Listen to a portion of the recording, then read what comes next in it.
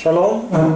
Estamos en la Parashat Vaera, en la aliyá número 4, capítulo 7, versículo 8. Ahí es donde vamos a empezar y terminaremos en el capítulo 8, también el versículo 6. Vamos a leer lo que dice el texto. Habló Adonai a Moshe y a Aarón diciendo: cuando hable ustedes, Paró diciendo, muestren por ustedes una maravilla. Entonces dirás a Aarón: toma tu báculo y arrójalo delante de Paró. Será una serpiente. Vinieron Moshe y Aarón a Paró e hicieron así como había ordenado Adonai. Entonces arrojó a Aarón su báculo delante de Paró y delante de sus siervos, y se hizo una serpiente.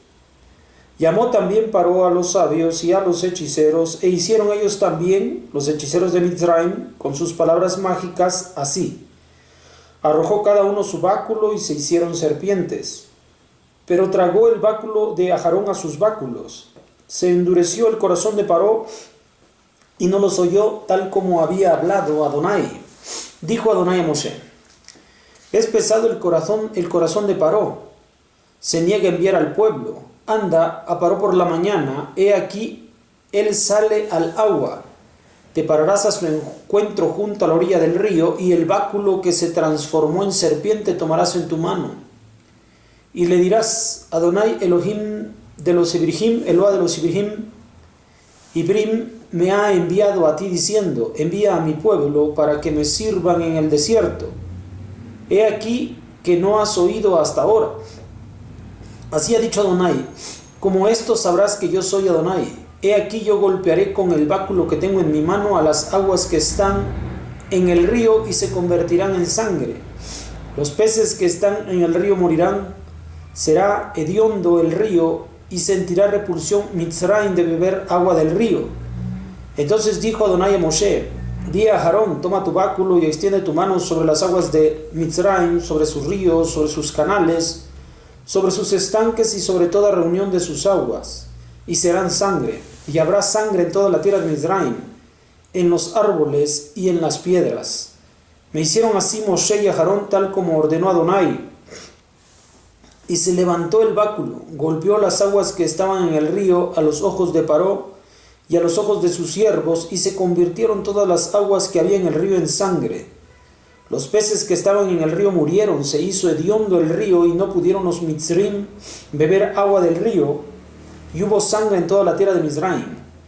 Pero hicieron así los hechiceros de Mizraim con sus palabras mágicas. Entonces se endureció el corazón de Paró, y no oyó a ellos tal como había hablado Adonai.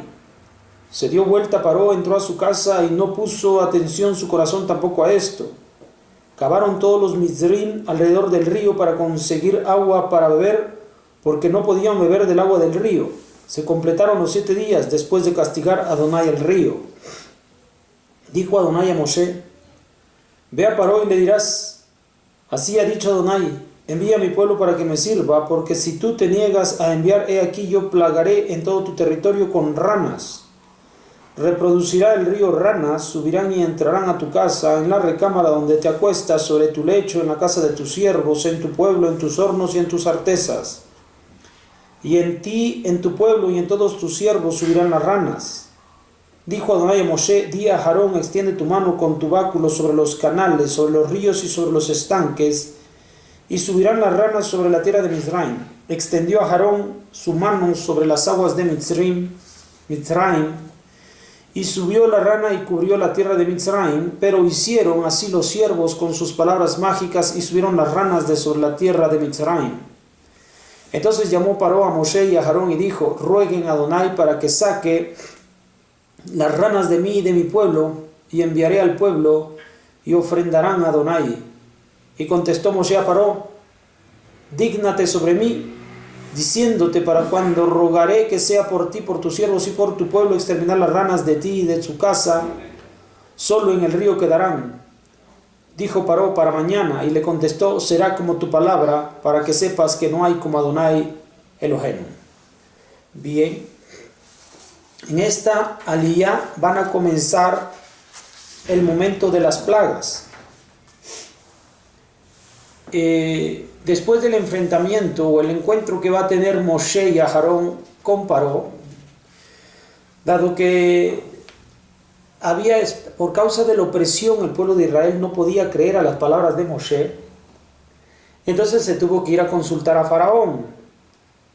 Nosotros no podemos entender a veces cómo es que, si el pueblo no puede entender, cómo es que se va a solicitar a Faraón, que es el opresor, que es al que menos le conviene la libertad del pueblo, cómo es que van hacia él para pedirle que deje libre al pueblo. Bueno, esto es para que quede de manifiesto la negativa de Paró, para que se pueda cumplir lo que Akadosh Baruj Hu dijo, es de duro corazón, y esa es la razón por la cual va a poder manifestarse toda clase de maravillas de parte de Hashem, para que deje salir al pueblo de Israel de Mitzrayim. Pero también el Faraón es el único que puede cambiar las condiciones de vida del pueblo de Israel, y con lo cual permitir que el pueblo de Israel pueda oír la palabra de Hashem.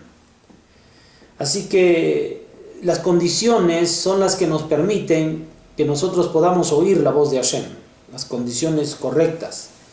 Ahora, empieza en primer lugar el enfrentamiento entre Moshe y Faraón.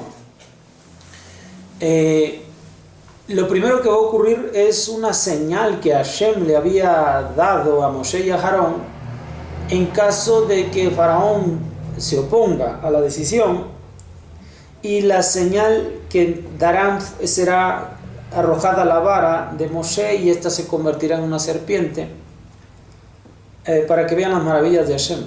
Entonces, efectivamente, arrojó su báculo, su vara, y una vez que lo hace, se transforma en una serpiente. Nada sorprendido, Faraón hace traer también a sus magos para que hagan también lo mismo, y lo hacen. También pueden llevar a convertir sus varas en serpientes. Esa es una. La segunda situación fue cuando las aguas se convirtieron en sangre, un acto que también fue emulado por los magos de Faraón. Aquí la torpeza, cuando el orgullo está de por medio, es que va a causar estragos a su pueblo esta acción. En el caso de las serpientes no había tanto problema, ¿no? Serpientes y punto, se acaba.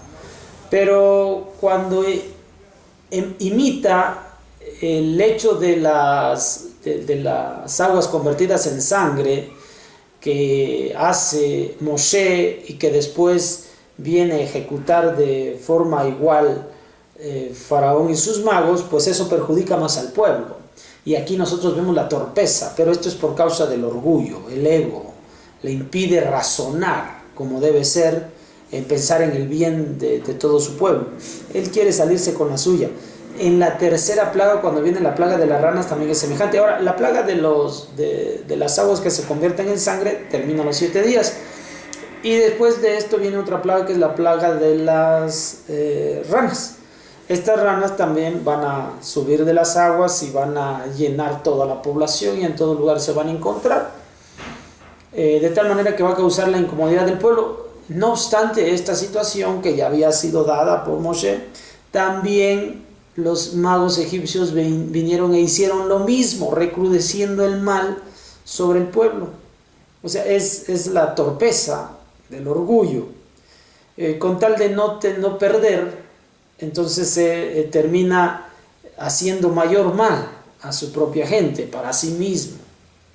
Esto es cuando uno entra en conflictos, ¿no? Esto sucede cuando no quiere entender uno razones. Se ve uno en una situación más complicada de la que ya de por sí uno tiene, porque en lugar de razonar, se cierra uno ante la evidencia y ante la razón. Obviamente cada uno tiene una justificación. En la justificación, Faraón se justificaba porque pues él era el amo y señor de esas tierras, y él tenía a los magos más poderosos y nada era el Dios de Moshe. Tiene que demostrarlo y este es el problema. Entonces, cuando nosotros debemos aprender a saber cuáles son los problemas que debemos enfrentar, y cuando la razón te convence de que tal problema es más grande o es más grave, de tal manera que tú no debieras enfrentarlo, porque tal enfrentamiento a esa situación te causaría un mayor daño. Esto ocurre muchas veces en la vida. Uno, al calor de querer demostrar o defender algo que uno tiene, puede llegar a una situación perjudicial. Pasa en situaciones en la vida, pasa cuando uno, por ejemplo, enfrenta una situación financiera, que para querer salir del problema del atolladero, uno pide un crédito para salir del atolladero y termina uno absorbido.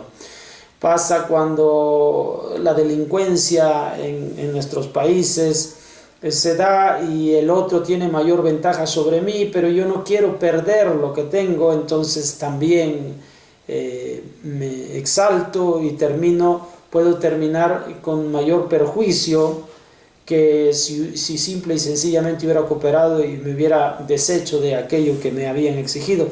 Lo aleno, por supuesto, que no a nosotros, que no pase a nosotros ninguna de estas cosas, pero siempre y cuando tengamos la cabeza fría y sepamos cuáles son nuestras habilidades y nuestras capacidades para resolver de mejor manera las situaciones que enfrentamos.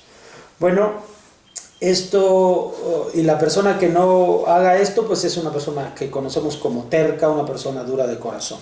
Esto es lo que tiene la aliyá número 4 de la Parashat Vairaj. Nos vemos en la próxima. Shalom.